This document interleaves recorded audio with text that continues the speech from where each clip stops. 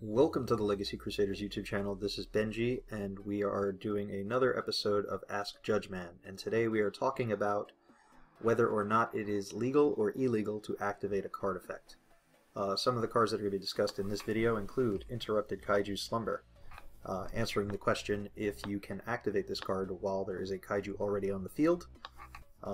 Jar of Avarice, asking if you can activate this card if you have no cards in your deck.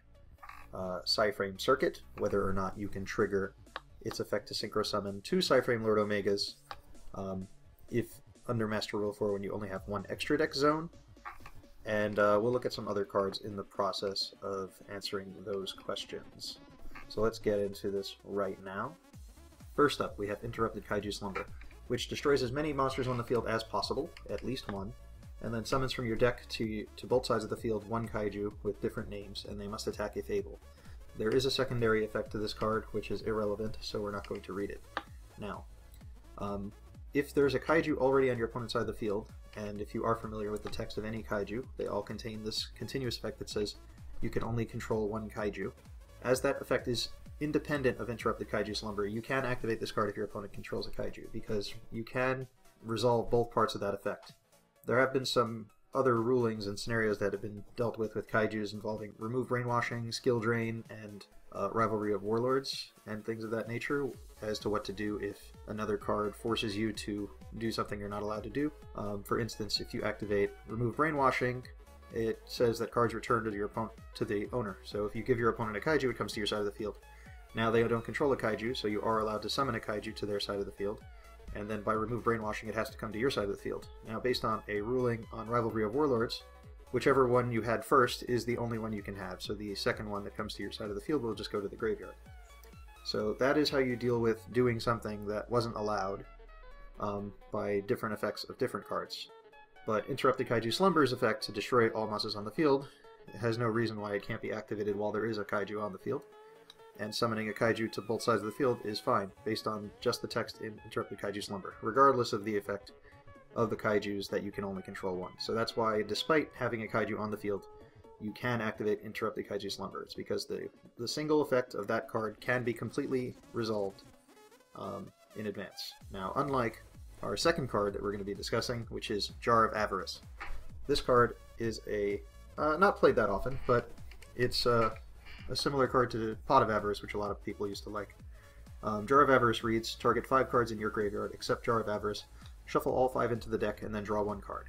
Now, if you have no cards in your deck, you are not allowed to activate Jar of Avarice, which might seem kind of contradictory because you can activate Kaiju Slumber despite that it would give you a second kaiju. But unlike Interrupted Kaiju Slumber, you cannot currently resolve both effects or both parts of Jar of Avarice when you flip it face up if you have no cards in your deck.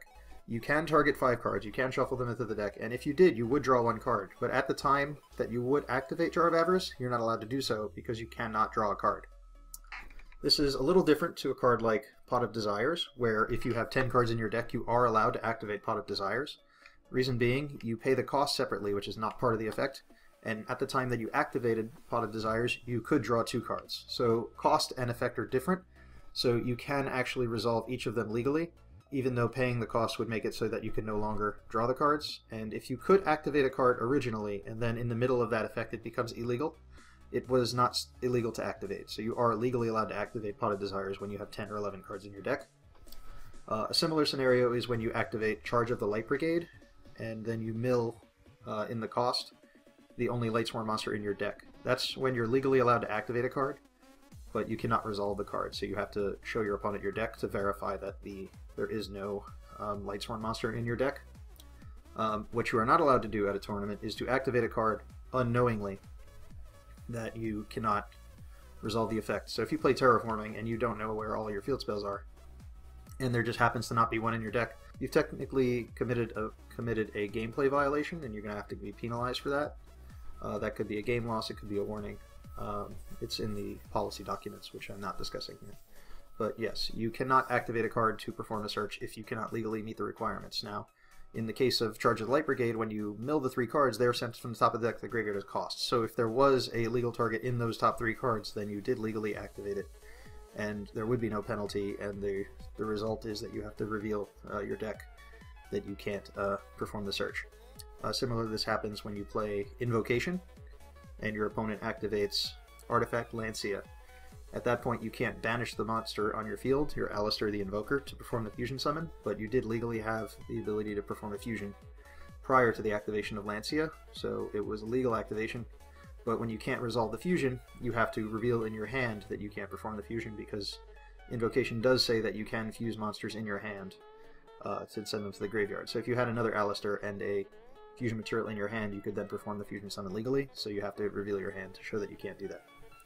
Our last card for discussion today is PSY-FRAME Circuit. Now, this card states, if a PSY-FRAME monster or monsters is special summoned to your side of the field, except during the damage step, you can immediately after this effect resolves synchro summon one synchro monster using only PSY-FRAME monsters you control. So that's the part that's relevant to this. So generally what happens is your opponent will activate a monster effect, you'll chain PSY-FRAME Gear Gamma, it'll negate the activation, destroy the card, special summon PSY-FRAME Driver to the field, and then PSY-FRAME Circuit will trigger afterwards, because it is a trigger effect. It'll resolve a synchro summon. Now, it used to be played so that if you had two PSY-FRAME Gear Gammas, you can maybe Gamma Maxi, and then you would get Ash Blossom, and then you would Gamma Ash Blossom, and then you would summon two PSY-FRAME Gear Drivers, two PSY-FRAME Gammas. You would trigger PSY-FRAME Circuit twice because its trigger was met twice, and then you could summon PSY-FRAME Lord Omega and another Omega, and that would be a perfectly legal play. But under Master Rule 4, you now only have one extra zone, so when you trigger PSY-FRAME Circuit twice, you will special summon PSY-FRAME Lord Omega, and then the other one cannot resolve the first chain link 1 of that two-chain sequence of circuit onto circuit, because there's no place to put the synchro monster. Now, what you can do is you can activate two Gammas, trigger PSY-FRAME Circuit once, synchro summoning PSY-FRAME Lord Omega, summoning PSY-FRAME Omega, and then now that a PSY-FRAME has been summoned again, you can trigger PSY-FRAME Circuit again, and then chain his effect so that he leaves the field, and then you can resolve the synchro summon with the other Gamma and Driver on the field. Now, that play is only legal in the scenario that there is a level 10 synchro monster in your extra deck. Reason being is because your extra zone was occupied with PSY-FRAME Lord Omega at the time of activation of PSY-FRAME Circuit, he technically has to be used as a material, or was intended to be used as a material when you triggered it, at least according to the gameplay mechanics, because if you were going to synchro summon, you have to be able to make something at the start of when the effect was activated. So the only thing you could make is something using the second Gamma and the Omega, so there has to be a level 10 in your extra deck. You could play around it with this trick where the Omega leaves the field and then you synchro with the Driver and the Gamma, but in order to legally activate PSY-FRAME Circuit at this point, you must have a level 10 in your extra deck. This is similar to an effect, an issue that occurs with Sea Crush Wyvern, which is one of the ABC pieces. Its effect is when it's sent to the graveyard, in any way, you can special summon a Light Union monster from your hand to the field. So let's say you have B Buster Drake and C Crush Wyvern, and you send them both to the graveyard for a link summon, and you don't have an ABC piece in your hand. When they go to the graveyard, they would normally trigger, and you can form the chain in whatever order you want. You might search, you might trigger Chain Link 1 as C Crush Wyvern, Chain Link 2 B as Buster Drake, and search a ABC piece, perhaps A, and then you could resolve C and summon A to the field from your hand. Now, technically, you're not allowed to activate Sea Crush Wyvern if you did not already have an ABC piece in your hand, because you could not activate and resolve the effect at the time that you were supposed to activate it. So in order to activate a card effect, you need to be able to activate and resolve all parts of that card when you play it. Another scenario that used to come up is one with Allure of Darkness.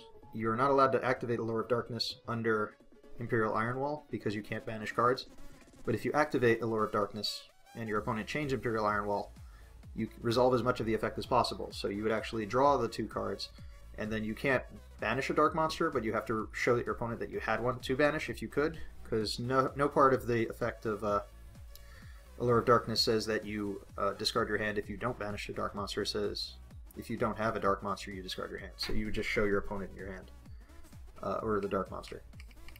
So that's going to wrap up this episode of Ask Judgeman. If there are any questions you want answered, please leave those down in the comments below. Make sure to check out our pages on social media. We have a Twitter, we have Facebook, we have a Patreon if anyone wants to support the channel, and we will see you guys next time for our next episode. Leave your questions down in the comments below if you have any.